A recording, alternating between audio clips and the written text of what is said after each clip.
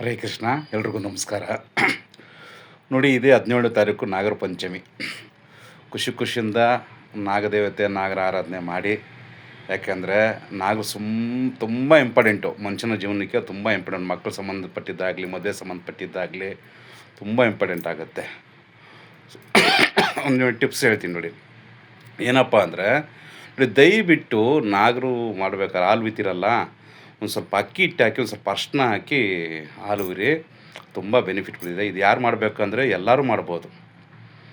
ಆಮೇಲೆ ನಾಗರು ದಯವಿಟ್ಟು ಉತ್ತಿಗೆ ಹಾಲು ಉಯ್ಬೇಡ್ರಿ. ಉತ್ತಿಗೆ ಹಾಲು ಉಯ್ಯಂಗಿಲ್ಲ. ಅದು ಆವಾಗಿಂದ ಪದ್ಧತಿ ಅಂತ ಕೆಲವ್ರು ಹೇಳ್ತಾರೆ. ಇರಲಿ, ಸ್ವಲ್ಪ ಹಾಲ್ಗೆ ಅಕ್ಕಿ ಹಿಟ್ಟು ಅರಿಶಿನ ಮಿಕ್ಸ್ ಮಾಡಿ ಹಾಕಿ ಸುಬ್ರಹ್ಮಣ್ಯ ಸ್ವಾಮಿ ದೇವಸ್ಥಾನಕ್ಕೆ ಹಾಲು ಅರಿಶಿನ ಕೊಡಿ. ತುಂಬ ಅನುಕೂಲ ಆಗುತ್ತೆ.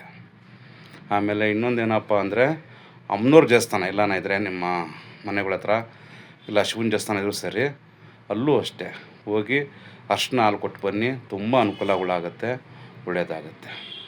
ಒಂದೆರಡು ವಿಷಯ ಮಾತಾಡಬೇಕು, ಅದು ಹೇಳ್ತೀನಿ ನೋಡಿ. ಇತ್ತೀಚೆಗೆ ಜನ ತುಂಬ ಮೂಢನಂಬಿಕೆಗಳ್ಗೆ ಹೋಗ್ತಾವ್ರೆ.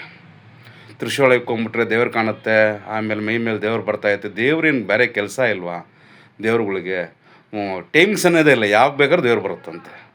ಇವೆಲ್ಲ ದಯವಿಟ್ಟು ಈ ಥರ ಆಮೇಲೆ ಇನ್ನೊಬ್ರು ವಿಡಿಯೋಗಳು ಬಾಣೆ ಹಾಕ್ತಾರೆ. ಏನಂದರೆ, 3 ತಿಂಗಳಿಗೆ ನಾನು 75 ಲಕ್ಷ ರೂಪಾಯಿ ಕಾರ್ ತೊಗೊತಾವಂತೆ ಮಹಾತಾಯಿ ಯಾರೋ ಹೇಳ್ತಾರೆ. 3 ತಿಂಗಳಿಗೆ 75 ಲಕ್ಷ ರೂಪಾಯಿ ಕಾರ್ ತೊಗೊಂಬಿಟ್ರಂತೆ. 30 ಲಕ್ಷ ರೂಪಾಯಿ ಸಾಲ ಐತಂತೆ ಫಸ್ಟೇ ಅವ್ರಿಗೆ. ಅದು ತೀರಿಸಿ 75 ಲಕ್ಷ ರೂಪಾಯಿ ಕಾರ್ ತೊಗೊಂಡದ್ದು. ಯಾಕೆ ಈ ಥರ ದೇವ್ರ ಮೇಲೆಲ್ಲ ಸುಳ್ಳು ಹೇಳ್ತೀರಾ? ಎರಡನೇದು ಇನ್ನೊಂದು ಹೆಂಗೆ ಗೊತ್ತಾ, ಈ ಥರ ದೇವ್ರ ಮೇಲೆಲ್ಲ ಸುಳ್ಳು ಹೇಳಿದ್ರೆ ನಿಮಗೆ ಕಷ್ಟಗಳು ಜಾಸ್ತಿ ಆಗೋದು. ತಕ್ಷಣಕ್ಕೇನೋ ಚೆನ್ನಾಗಿರ್ಬೋದು ಅಷ್ಟೇ, ಆಮೇಲೆ ತುಂಬ ಪ್ರಾಬ್ಲಮ್ಗಳಾಗುತ್ತೆ. ದಯವಿಟ್ಟು ನಮ್ಮ ಹಿಂದೂ ಧರ್ಮನ ಈ ಥರ ಎಲ್ಲ ಯೂಸ್ ಮಾಡ್ಕೊಂಡು ಹಾಳು ಮಾಡಬೇಡಿ. ದೇವ್ರು ನಂಬ್ರಿ. ಜಗದೊಡೆಯ ಕೃಷ್ಣ ಪರಮಾತ್ಮನೇ ನಾವು ಕೇಳಿ ವಿಕ್ರೆ ಬರೋದು. ಜಗತ್ತಿಗೆ ತಂದೆ ಶಿವ ಪಾರ್ವತಿ ಇರೋದು. ಅವ್ರನ್ನೂ ಅಷ್ಟೇ ತಪಸ್ಸುಗಳು ಮಾಡಬೇಕು. ಅವ್ರನ್ನೆಲ್ಲ ನಾವು ಉಣಿಸ್ಕೊಬೇಕಾದ್ರೆ ಹಿಂಗೆಲ್ಲ ಇದೆ.